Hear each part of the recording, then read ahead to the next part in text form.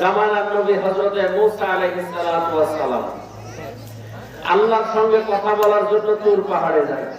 গুফতে মূসা বা খোদা দর কোহে তুর, গুফতে মূসা বা খোদা দর কোহে তুর, গুফতে আহমদ বা খোদা দর আরশে নূর। জামানার নবী হযরতে মূসা আলাইহিস সালাতু ওয়াস সালাম আল্লাহর সঙ্গে কথা বলার জন্য তুর পাহাড়ে যায়। তুর পাহাড়ে গিয়ে আল্লাহর সঙ্গে কথা বলেন। আর আমার আপনার নবী জনাবে মুহাম্মদুর রাসূলুল্লাহ সাল্লাল্লাহু আলাইহি ওয়াসাল্লাম আল্লাহ পাক রব্বুল আলামিনের সঙ্গে কথা বলেন। আল্লাহর আরশে গিয়ে বলেন সুবহানাল্লাহ। হযরতে মূসা আলাইহিস সালাতু ওয়াস সালাম আল্লাহ পাক রব্বুল আলামিনের সঙ্গে কথা বলার জন্য তুর পাহাড়ের দিকে রওনা হয়। প্রতিমধ্যে আল্লাহ পাক রব্বুল আলামিনের একজন মাখলুক কিছু হরিণ মূসা আলাইহিস সালাতু ওয়াস সালামকে দাঁড় করায়া দিল। ডাক দিয়া বলল, জামানার নবী মূসা, আপনি আল্লাহর সঙ্গে কথা বলার জন্য তুর পাহাড়ে যাবেন।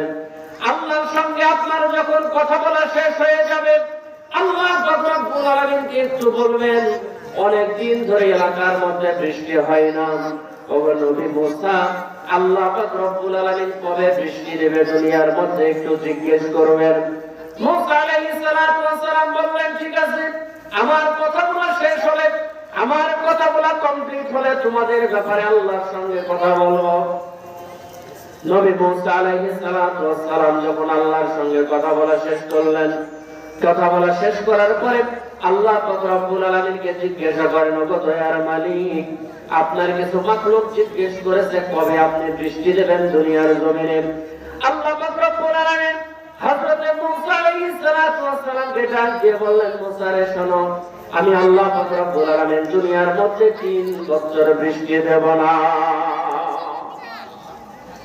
3 বছর দুনিয়ার মধ্যে বৃষ্টি হবে না। মূসা আলাইহিস সালাতু ওয়াস সালাম আল্লাহর সঙ্গে কথা কমপ্লিট করে যখন ফিরে আসলেন, হরিণগুলো আবার ডাক দিয়ে বলল, নবী মূসা গো, আসমান থেকে তো বৃষ্টি হয় না, এর ব্যাপারে আল্লাহর সঙ্গে কথা বলতে বলেছিলাম।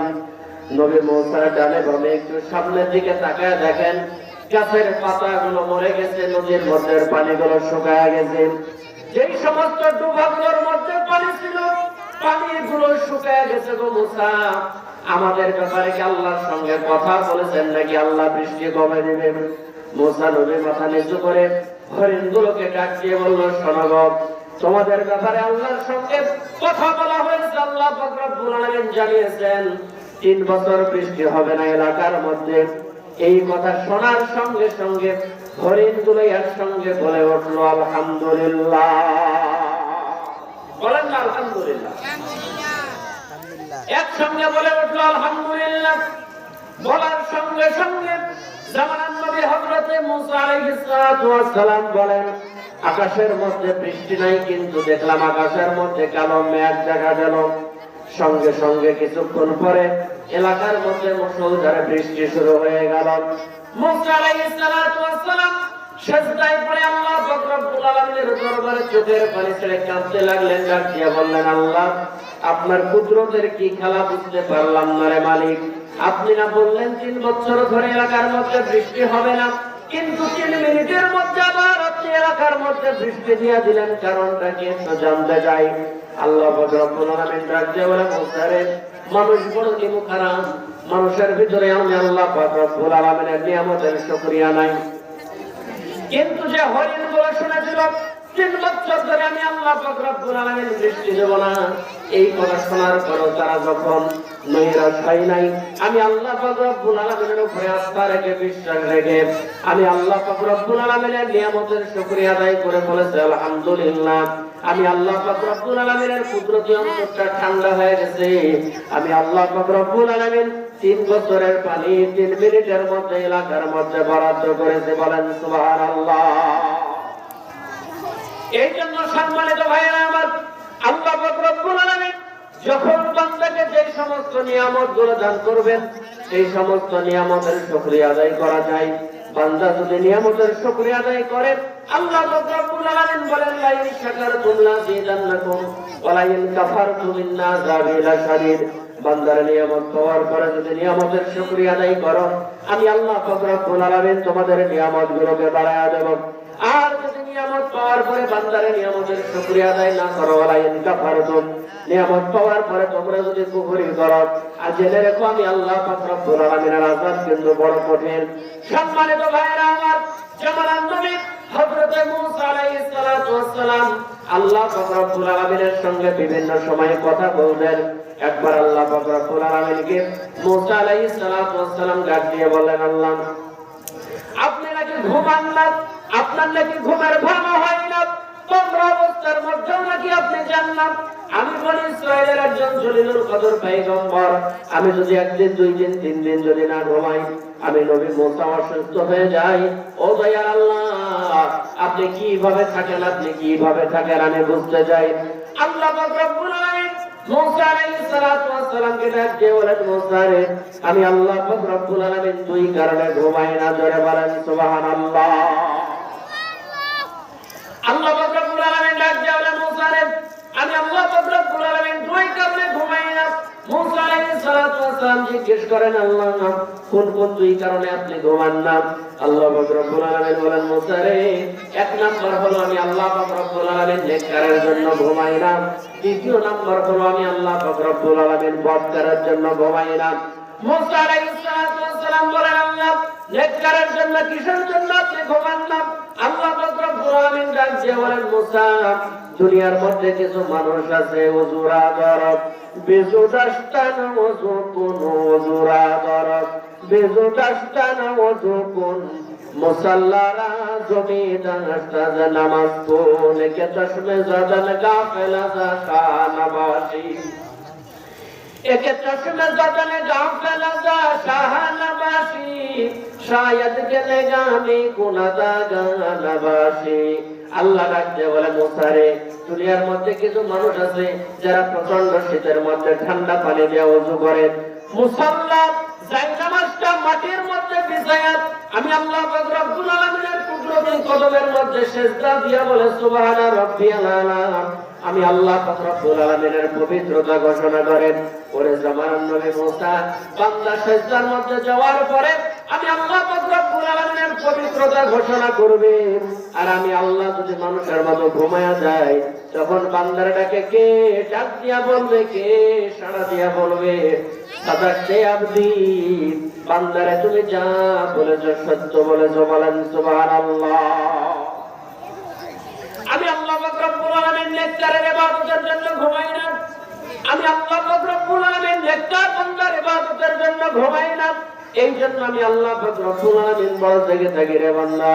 এই মূসা, এই জন্য আমি আল্লাহ পাক রব্বুল আলামিন জেগে থাকি। মূসা আলাইহিস সালাতু ওয়াস সালাম ডাক দিয়ে বলেন, আল্লাহ আপনি গুনাহগারের জন্য কেন জেগে থাকেন? গুনাহগার তো ইবাদত করে না, আপনাকে কোন সময় ডাক দেয় না। আল্লাহ পাক রব্বুল আলামিন ডাক দিয়ে বলেন, মূসা রে, দুনিয়ার মধ্যে কিছু মানুষ আছে রে মূসা, দুনিয়ার মধ্যে কিছু মানুষ আছে যে মানুষ নামাজ পড়ে না, রমজানের রোজা রাখে না। আমি আল্লাহ পাক রব্বুল আলামিনের বিধিবিধানগুলো একটাও তারা মেনে চলে না। সারাটা দিন আমি আল্লাহ পাক রব্বুল আলামিনের নাফরমানি করে, রাতের বেলা আমি আল্লাহ পাক রব্বুল আলামিনের নাফরমানি করার পরে নেশাগ্রস্ত অবস্থায় বান্দা জমিনের মধ্যে পড়ে গেছে।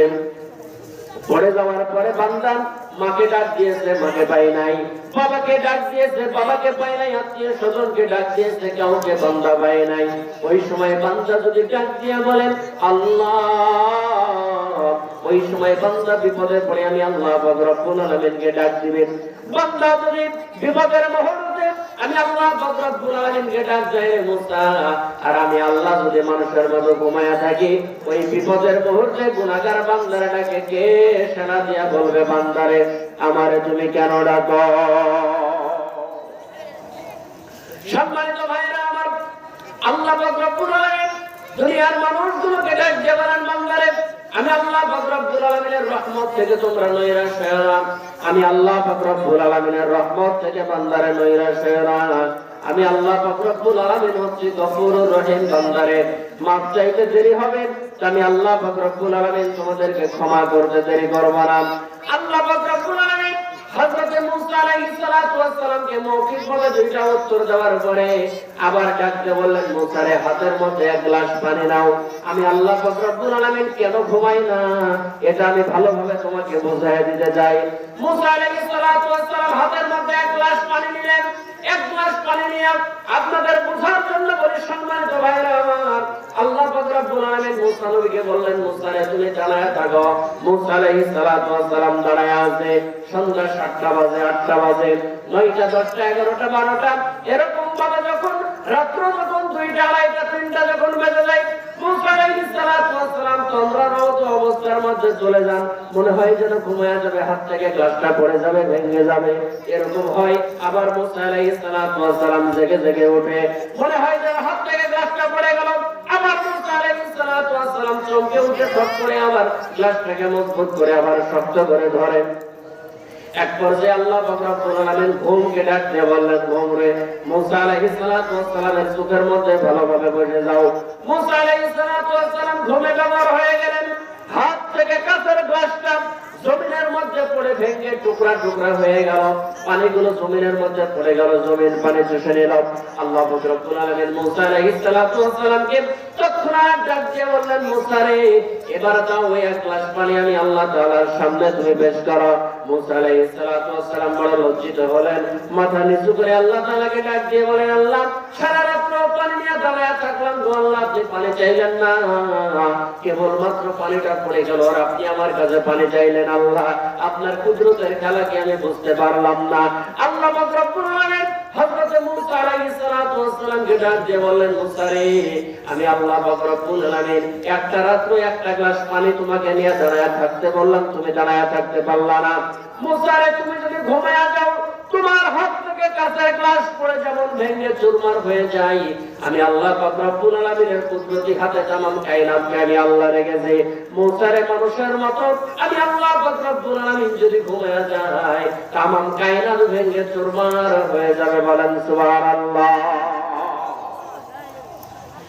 সম্মানিত ভাইরা আমার, তাহলে আমরা কি বুঝতে পারলাম?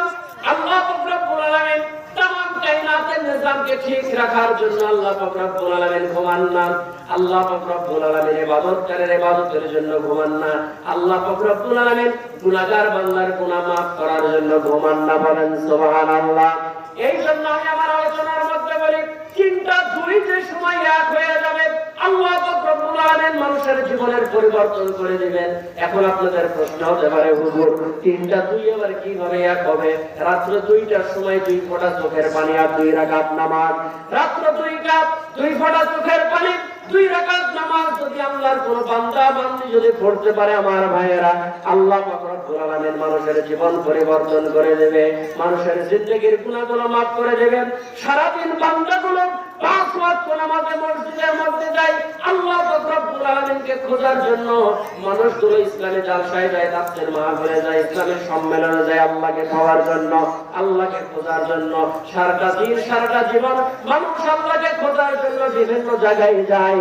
আর রাত্র যখন গভীর হয়ে যায়, রাত্রে যখন শেষ হয়ে যায়, আল্লাহ পাক রব্বুল আলামিন বান্দাকে খোঁজার জন্য প্রথম আসমানে চলে আসেন। ডাক দিয়ে বলেন, কেউ আছো অভাবী, আমি আল্লাহর কাছে চাও, তোমাদের অভাবকে দূর করে দেব। কেউ কি আছো অসুস্থ, আমি আল্লাহ তাআলার কাছে চাও, আমি আল্লাহ তাআলা তোমাদেরকে শিফা দান করব।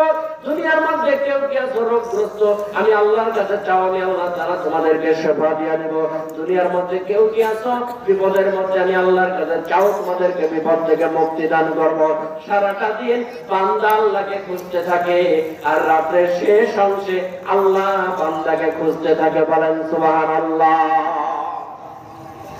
এই জন্য সম্মানিত ভাইরা আমার, অল্প সময় হায়াতের জিন্দেগি, এই সময় দেখতে না দেখতে এক সময় শেষ হয়ে যাবে। আমার দাদা ছিল দুনিয়ার মধ্যে, দাদা চলে গেছে। আমার বাবা ছিল দুনিয়ার মধ্যে, বাবা চলে গেছে। আমি এখন আছি, আমিও দুনিয়ার মধ্যে থাকবো না, বিদায় নিয়ে চলে যাব। আসলাম দুনিয়ার মধ্যে, বিদায় নিয়ে চলে যাব দুনিয়ার জমিন থেকে। আমার ভাইয়েরা, এটাই কিন্তু জীবনের সফলতা না। আসলাম আর চলে গেলাম, সঙ্গে করে কি নিয়ে গেলাম? কবরের মধ্যে যাওয়ার পরে যদি কবরের মাটি নবী আপনারা আমার সঙ্গে যদি ভালো ব্যবহার না করে, আল্লাহ পাক রব্বুল আলামিন পরবর্তীতে আর কিন্তু ভালো ব্যবহার আশা করা যায় না। আমার ভাইয়েরা, আমরা কবর জিয়ারতের মধ্যে যাই, কবরের পাশ দিয়ে কত যাই, কিন্তু নিজের জীবনের কোনো পরিবর্তন করতে পারলাম না। এই মন্ডমাল এলাকার মধ্যে গতকালকে তার আগের দিনে 2 দিনে 2টা মানুষ দুনিয়ার জমিন থেকে বিদায় নিয়ে চলে গেল। আমার মতো মানুষ, আপনার মতো মানুষ, তারা ব্যবসা বাণিজ্য করতো আমার ভাইয়েরা, কিন্তু তারা দুনিয়ার জমিন থেকে বিদায় নিয়ে চলে গেল। দুনিয়ার জমিনে আর তারা কোনোদিন আসবে না। লক্ষ লক্ষ টাকা পয়সা, ব্যাংক ব্যালেন্স দুনিয়ার মধ্যে সবকিছু পড়ে থাকবে, তারা দুনিয়ার জমিন থেকে বিদায় নিয়ে চলে গেল। এমন একটা সময় আসবে দুনিয়ার সবকিছু থাকবে বন্ধু, আমিও থাকবো না, আপনিও থাকবেন না, ওই অন্ধকার কবরের মধ্যে পড়ে থাকবেন। আমার ভাইয়েরা, কবর দেখার পরে আপনার আমার জীবনটা কেমন কেমন যেন পরিবর্তন হয় না। কত মানুষের দাফন করেছি, কত মানুষকে কাফনের কাপড় পরিয়েছি, কত মুর্দা মানুষকে গোসল করিয়েছি, কত মানুষের জানাজার মধ্যে আমরা শরীক হয়েছি। জানাজার মধ্যে শরীক হলে মনে হয় যেন শুধু তারাই মারা গেছে, আমরা কোনোদিন মারা যাব না। কিন্তু বিষয়টা তো তা না। আজকে আমার ভাই দুনিয়ার জমিন থেকে বিদায় নিয়েছে, আগামীকাল হয়তো দুনিয়ার জমিন থেকে আমি বিদায় নিয়ে চলে যাব। কবরের ভয় করেছিলেন সাহাবায়ে কেরাম রাদিয়াল্লাহু তাআলা আনহু। হযরত উসমান রাদিয়াল্লাহু তাআলা জীবনে যদি খোলেন, হযরত উসমান রাদিয়াল্লাহু তাআলা কবর দেখলে আল্লাহু আকবার বলে চিৎকার দিয়া জমিনের মধ্যে পড়ে যেতেন, বেহুশ হয়ে যেতেন। সাথে সঙ্গেরা ডাকিয়া বলতো, উসমান গো, কিসের জন্য আপনি বেহুশ হয়ে জমিনের মধ্যে পড়ে যান?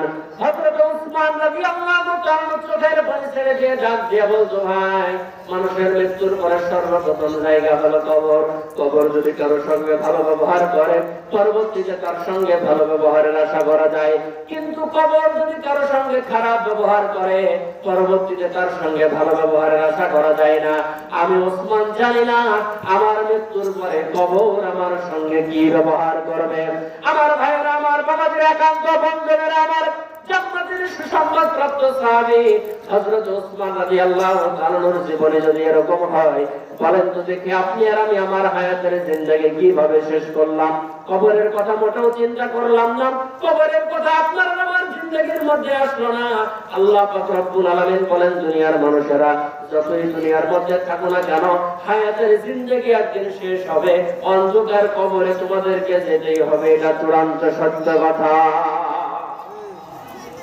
কিন্তু দুনিয়ার মধ্যে আসার পরে এমন ভাবে আমরা চলি, মনে হয় যেন দুনিয়ার জমিনটাই আমাদের স্থায়ী জায়গা, আর দুনিয়ার জমিন ছেড়ে আমরা কোথাও যাব না, অন্ধকার কবরের মধ্যে আমাদেরকে যেতে হবে না। আমার ভাইয়েরা, আমার বাবাদের একান্ত আপনজনেরা, আমার মুসা আলাইহিস সালাতু ওয়াস সালামের জামানার মধ্যে একজন ব্যক্তি ছিল, এমন কোন গুনাহ নাই যে কোন গুনাহ সে করে নাই। গুনাহ করে করে করে করে নিজের জিন্দেগিটাকে নাপাক করে ফেলেছিল। এলাকার মানুষগুলো তার নাম ধরে ডাকতো না, তাকে বলতো নাফরমান। নাফরমান বলে ডাক দেয়।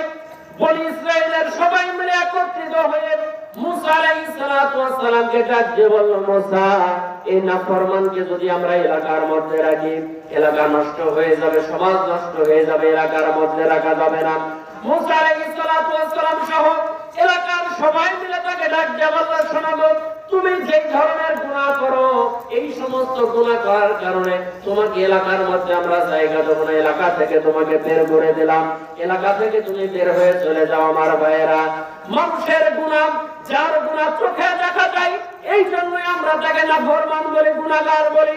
কিন্তু আমাদের হায়াতের জিন্দেগির মধ্যে আমরা এত শত গুনাহ করেছি, আমাদের গুনাহগুলো যদি আল্লাহ পাক রব্বুল আলামিন সাত্তার নামের চাদর দিয়ে যদি ঢেকে না রাখতেন, এলাকার মানুষ আমাদেরকে সালাম দেওয়া তো দূরের কথা, এলাকার মধ্যে জায়গা দিত না। আল্লাহ পাক রব্বুল আলামিন সাত্তার নামের চাদর দিয়ে আমাদের গুনাহগুলোকে আল্লাহ তাআলা ঢেকে রেখেছেন। আর রাজ্যে বলেন, কুলিয়া ইবাদিয়াল্লাযীনা আসরাফু আলা আনফুসিহিম লা তাকনাতু মির রাহমাতিল্লাহ ইন্নাল্লাহা ইয়াগফিরুয যুনুবা জামিআ ইন্নাহু হুয়াল গফুরুর রহিম। বান্দারে, আমার রহমত থেকে তুমি নৈরাশ হয়ো না। আমি আল্লাহ পাক রব্বুল আলামিনের রহমত থেকে বান্দারে তুমি নৈরাশ হয়ো না। আমি আল্লাহর কাছে বান্দারে তোমার মাফ চাইতে দেরি হবে, আমি আল্লাহ তাআলা তোমাকে ক্ষমা করতে দেরি করব না। সুবহানাল্লাহ জোরে বলেন। হযরত মুসা আলাইহিস সালাতু ওয়াস সালাম সালাম বললেন এলাকা থেকে চলে যাও। আল্লাহর বান্দা সাথে কিছু ছাগল নিয়ে মরুভূমির মধ্যে চলে গেছে। মরুভূমির মধ্যে আল্লাহর বান্দা ছাগলগুলো চড়ায়। ছাগলগুলো আল্লাহর বান্দা মরুভূমির মধ্যে চড়ায়, সারাদিন সেখানে বসে থাকে। রাত্রবেলা ছাগল থেকে কিছু দুধ দহন করার পরে আল্লাহর বান্দা নিজের পিপাসা মেটায়। একদিন, 2 দিন, 3 দিন চলে যায়। আল্লাহর বান্দা চোখের পানি ছেড়ে ডাক দিয়ে বলে, আল্লাহ, বনি ইসরাইল গুলো আমাকে এলাকা থেকে বের করে দিয়েছে। আল্লাহ, বনি ইসরাইলের লোকেরা আমাকে এলাকা থেকে বের করে দিয়েছে আমার গুনাহের কারণে, কিন্তু রব্বুল আলামিন আপনি আপনার বান্দার কাতার থেকে আমাকে বের করে দিয়েন না রে আল্লাহ। বনি ইসরাইলরা বের করে দিয়েছে, মরুভূমির মধ্যে এসে জায়গা নিয়েছি, কিন্তু আপনি যদি আমাকে বের করে দেন বান্দার কাতার থেকে, যাওয়ার মতো আর কোন জায়গা নাই আমার ভাইরা, যাওয়ার মতো আর কোন জায়গা নাই। সেই বান্দা চোখের পানি ছেড়ে দিয়া কান্দে। একদিন, 2 দিন, 3 দিন যখন চলে যায়, আল্লাহর বান্দা না খাওয়া অবস্থায় হঠাৎ করে অসুস্থ হয়ে যায়। আল্লাহর বান্দা এমন ভাবে অসুস্থ হয়েছে, আল্লাহর বান্দা দাঁড়াইতে পারে না, উঠতে পারে না, বসতে পারে না। এমন ভাবে ডান দিকে একবার ফিরে, বাম দিকে একবার ফিরে, কঠিন পিপাসা পেয়েছে আল্লাহর বান্দাকে, কিন্তু বান্দা যে পানি পান করবে সেই পরিমাণ পানি নেওয়ার মতো শক্তি তার হাতের মধ্যে নাই। এমন সময় বান্দার কলবের মধ্যে ভয় আসলো, চোখের পানি ছেড়ে দিয়ে ডাক দিয়ে বলে, আল্লাহ, গুনাহগুলো নিয়ে যদি কবরের মধ্যে যাই, কবর মোটেও আমার সঙ্গে ভালো ব্যবহার করবে না। ওরে দয়ার মালিক, এই খাঁটি তওবা করলাম, জীবনে আর কোনোদিন গুনাহ করব না রে আল্লাহ। খালেদ দিলে তওবা করলাম, জীবনে আর কোনোদিন গুনাহ করব না। হায়াতে যদি বেঁচে থাকি নবী মুসার হাতে হাত রেখে তওবা করব, আর কোনো গুনাহ করব না। এই মুহূর্তে যদি আমি মারা যাই, ও মালিক, আপনি আমাকে তওবাকারীর বান্দাদের মধ্যে অন্তর্ভুক্ত করে নিয়েন গো আল্লাহ। আল্লাহর বান্দা এইভাবে চোখের পানি ছেড়ে দিয়ে কান্না করেছে। আল্লাহ পাক রব্বুল আলামিন বান্দার জিন্দেগীর গুনাহগুলোকে এমন ভাবে মাফ করে দিলেন আমার ভাইয়েরা। আল্লাহর বান্দা দুনিয়ার জমিন থেকে বিদায় নিয়ে চলে গেল। আল্লাহ পাক রব্বুল আলামিন মুসা আলাইহিস সালাতু ওয়াস সালামের উপরে ওহী নাযিল করে ডাক দিয়ে বললেন, মুসা রে, মরুভূমির মাঝখানে আমার একজন বান্দা মারা গেছে, আমার একজন মাহবুব বান্দা মারা গেছে। এ নবী মুসা, তার গোসল করানোর দায়িত্ব তোমার, তাকে কাফন পরানোর দায়িত্ব তোমার, তার জানাজা করার দায়িত্ব তোমার। মরুভূমির মধ্যে জানাজা করলে হবে না, বনি ইসরাইল কওমের মধ্যে নিয়ে আসবা, তার জানাজা করবা। মুসা আলাইহিস সালাতু ওয়াস সালামকে আল্লাহ পাক রব্বুল আলামিন ডাক দিয়া বলেন, মুসা রে, শুধু বনি ইসরাইলের মধ্যে তুমি জানায়া দিবা, আমার যে বান্দা মারা গেছে তার জানাজার মধ্যে যে যারা শরীক হয়ে যাবে, আমি আল্লাহ পাক রব্বুল আলামিন তাদের পিছনের সমস্ত গুনাহগুলোকে মাফ করে দিব। আওয়াজ দিয়া বলেন আল্লাহু আকবার। আর একটু জোরে বলেন আল্লাহু আকবার। আমার ভাইয়েরা, আমার বাবাজিরা, একান্ত আপনজনেরা, আমার হাতে সময় একেবারেই কম, এই জন্য অল্প সময়ে দ্রুত গতিতে আপনাদেরকে একটা কথা বোঝানোর জন্য এই কথাগুলো আপনাদের সামনে আমি তুলে ধরতেছি। আমার ভাইয়েরা, মুসা আলাইহিস সালাতু ওয়াস সালাম এবার সেই ব্যক্তিটার কাছে আসলো। আসার পরে দেখতেছে এই ব্যক্তিটা হলো সেই ব্যক্তি যাকে কিছুদিন আগে নাফরমান বলে অপবাদ দিয়ে এলাকার জমিন থেকে, কওম থেকে তাকে মান্না সালওয়া খাওয়া জাতি বনি ইসরাইল তাকে বের করে দিয়েছে মরুভূমির মধ্যে। এই ব্যক্তিটা হলো সেই ব্যক্তি, এখানে মৃত অবস্থার মধ্যে পড়ে আছে। মুসা আলাইহিস সালাতু ওয়াস সালাম তাকে গোসল করালেন, মুসা আলাইহিস সালাতু ওয়াস সালাম তাকে কাফন পরালেন। মুসা আলাইহিস সালাতু ওয়াস সালাম তার সবকিছু কমপ্লিট করার পরে এলাকার মধ্যে এলান করে দিলেন, আজকে একটা জানাজা হবে বনি ইসরাইলের কওমের মধ্যে, একটা জানাজা হবে। এই জানাজার মধ্যে যে শরীক হবে, আল্লাহ পাক রব্বুল আলামিন তার জিন্দেগীর গুনাহগুলোকে maaf করে দিবে। এই কথা শোনার সঙ্গে সঙ্গে আমার ভাইয়েরা, বনি ইসরাইলের এমন কোন ব্যক্তি নাই যে ব্যক্তি ওই জানাজার মধ্যে শরীক হয় না। হাজার হাজার মানুষ এটা শরীক হয়ে গেল। সবাই এসে ডাক দিয়ে বলে, নবী মুসা কালিমুল্লাহ, ওই ব্যক্তিটার চেহারা একটু দেখতে চাই, যেই ব্যক্তির জানাজা করলে আল্লাহ জিন্দেগীর গুনাহগুলোকে maaf করে দেয়, ওই ব্যক্তিটার চেহারাটা একটু দেখতে চাই। মুসা নবী ডাক দিয়ে বলে, না, তোমাদের চেহারা দেখার কোনো প্রয়োজন নাই। সবাই মিলে ডাক দিয়ে বলল, বনি ইসরাইলের লোকেরা, ও জামানার নবী মুসা, এরকম খুশনসিব কার হতে পারে? একজন ব্যক্তি জানাজার মধ্যে শরীক হলে আল্লাহ নাকি জিন্দেগীর সমস্ত গুনাহগুলোকে মাফ করে দেবে। অবশ্যই জামানার নবী মুসা ওই ব্যক্তিটার চেহারা আমরা অবশ্যই দেখতে চাই।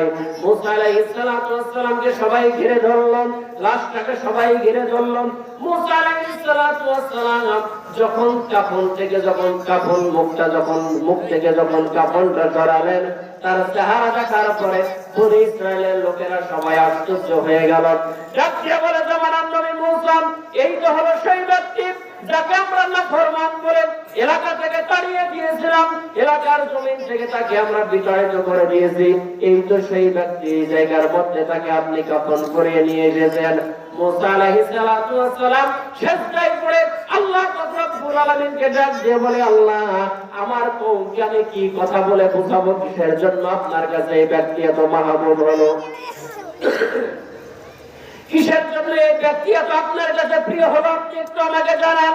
আল্লাহ রাব্বুল আলামিন মুসা আলাইহিস সালাতু ওয়াস সালামকে ডাক দিয়ে বলে, মুসা রে, বান্দা যখন অসুস্থ অবস্থায় বিছানার মধ্যে পড়ে গেছে, ডান দিকে তাকায় পানি দেওয়ার মতো কেউ নাই, বাম দিকে তাকায় পানি দেওয়ার মতো কেউ নাই, এমন ভাবে চোখের পানি ছেড়ে খালের তীরে তওবা করেছে রে মুসা। আমি আল্লাহ রাব্বুল আলামিন তার তওবাকে কবুল করে নিয়েছি। মুসা সে শুধু তার নিজের জন্য দোয়া করেছে, এই জন্য তার জিন্দেগীর গুনাহগুলোকে আমি আল্লাহ মাফ করেছি। মুসা শুধু তাই নয়, সে যদি পুরোপুরি ইসরায়েলের কওমের জন্য দোয়া করতো, তার দোয়াটা এত বেশি সুন্দর ছিল, তার তওবাটা এত বেশি সুন্দর ছিল, আমি আল্লাহ তাআলা পুরো বনি ইসরায়েল কওমকে আমি আল্লাহ মাফ করে দিতাম। বলেন সুবহানাল্লাহ। কিন্তু সে শুধু নিজের জন্য দোয়া করেছে, এই জন্য আমি আল্লাহ পাক রব্বুল আলামিন শুধু তাকে মাফ করেছি। আর আমি আল্লাহ পাক রব্বুল আলামিন তার মান শান মর্যাদা মর্তবা বাড়ানোর জন্য আমি আল্লাহ পাক রব্বুল আলামিন একটা বরকতের ঘোষণা করলাম। তার জানাজার নামাজে যারা শরীক হবে মুসা, আমি আল্লাহ পাক রব্বুল আলামিন তাদের জিন্দেগীর গুনাহগুলো মাফ করে দেব। বলেন সুবহানাল্লাহ। এই জন্য আমার ভাইয়েরা, আমার বাবাজিরা, একান্ত আপনজনেরা আমার, কে কখন কোন সময় আল্লাহ পাক রব্বুল আলামিনের কাছে মাফ পেয়ে যাবে বলা যায় না। আল্লাহ পাক রব্বুল আলামিন কোন সময় কাকে ক্ষমা করবেন বলা যায় না। কোন সময় আল্লাহ পাক রব্বুল আলামিন বান্দার উপরে খাস রহমত নাযিল করবেন বলা যায় না। এই জন্য গুনাহগারকে আমরা অনেক সময় গালি দিয়ে থাকি। কাউকে গালি দেওয়া যাবে না রে বাবা। আল্লাহ পাক রব্বুল আলামিনের দ্বীনের কথা তাকে বুঝাইতে থাকেন। যে ব্যক্তি নামাজ পড়ে না, তাকে কোন সময় বেনামাজি না ফরমান জাহান্নামী বলে কোন সময় গালি দেবেন না। তাকে বারবার আপনি কালেমার দাওয়াত দিতে থাকেন, বারবার তাকে আপনি নামাজের দাওয়াত দিতে থাকেন। হতে পারে এমন একটা সময় আসবে সে আবার পুরোপুরি ভাবে মুত্তাকি হবে, মালিকের জান্নাতে চলে যাবে। বলেন সুবহানাল্লাহ। এই জন্য নবীজি বলেন, দুনিয়ার মধ্যে কিছু মানুষ আছে যারা ইবাদত করতে করতে হাতটা জিরা, এক হাত পরিমাণ জায়গা আছে, যে এক হাত পরিমাণ জায়গা পাড়ি দিলে সে মালিকের জান্নাতের মধ্যে চলে যাবে। কিন্তু সে শেষ পর্যন্ত আসার পরে এমন ভাবে আল্লাহ তাআলা নাফরমানি করে যে নাফরমানি করার কারণে তার জায়গা হয় জাহান্নাম। জোরে বলেন না। আর দুনিয়ার মধ্যে কিছু মানুষ আছে যে মানুষগুলো গুনাহ করতে করতে নবীজি বলেন হাতটা জিরা, এক হাত পরিমাণ জায়গা বাকি আছে, সে জাহান্নামের মধ্যে পড়ে যাবে। কিন্তু শেষে আসার পরে এমন ভাবে খালেস দিলে সে তওবা করে যে আল্লাহ পাক রব্বুল আলামিন তার জিন্দেগীর সমস্ত গুনাহগুলোকে মাফ করে পুত পবিত্র বানায়া আল্লাহ তাআলা তার জন্য জান্নাতের ফয়সালা করে দেন। বলেন সুবহানাল্লাহ। এই জন্য সম্মানিত মুসল্লিরা کرام, আমি আপনাদেরকে যেটা বোঝানোর জন্য চাচ্ছি, এই মজলিস হলো গুনাহ মাফের মজলিস। একটা কদম তুলেছেন, দ্বিতীয় কদম তোলার আগে আগে আল্লাহ তাআলা আপনার পিছনের সগীরা গুনাহগুলোকে মাফ করে দিয়েছে। বলেন সুবহানাল্লাহ। এই প্যান্ডেলে যদি আপনি আখেরে মুনাজাত করে এখান থেকে যদি আপনি বিদায় নিতে পারেন, তো আল্লাহ পাক রব্বুল আলামিন আপনার পিছনের সগীরা কবিরা সমস্ত গুনাহগুলোকে মাফ করে দিবে। বলেন সুবহানাল্লাহ।